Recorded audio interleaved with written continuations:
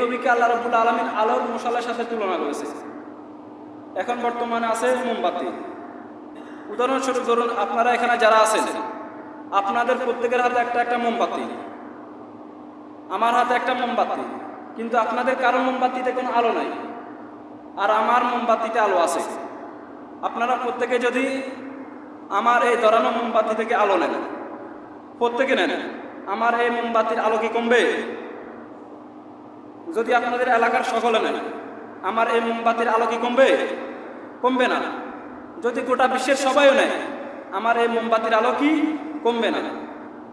তদ্রূপভাবে বিশ্বনবী সাল্লাল্লাহু আলাইহি সাল্লামকে আল্লাহ তাআলা বলেছে সিরাজাম মুনিরা, মানে আলোর মশাল। ইয়া আইয়ুহান নাবিয়্যু ইন্না আরসালনাকা শাহিদাও ওয়া মুবাশশিরাও ওয়া নাযীরা ওয়া দাঈয়ান ইলাল্লাহি বিইযনিহি ওয়া সিরাজাম মুনীরা। সুবহানাল্লাহ। O prophet, surely we have sent you as a witness and as a bearer of good news and as a honor and as one inviting to Allah by his permission, as one light giving to us.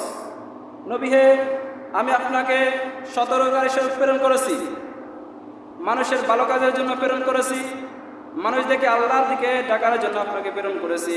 আপনাকে আমি আল্লাহ রাব্বুল আলামিন সিরাজাম মুনীরা, আলোকবর্তী স্বরূপ প্রেরণ করেছি। সুবহানাল্লাহ। অর্থাৎ আপনি আমার আলো, আপনি আমার নূর। আপনার কাছ থেকে যদি মানুষটা আলো নাই, আপনার নূরে কোনো ঘাটতি হবে না। যারাই আলো নেবে তারাই তাদের জীবনটাকে আলোকিত করবেন কে? সহজে ধরুন, আমরা যদি আল্লাহ হাবিব সাল্লাল্লাহু আলাইহি সাল্লামের জীবনী পড়ি, মনে রাখবেন এখানে আমরা যারা আছি, আমরা কারা সম্মানিত বেশি? যারা কোরআন হাদিস পারি। যারা কোরআন হাদিস পারি তারা বেশি কি সম্মানিত।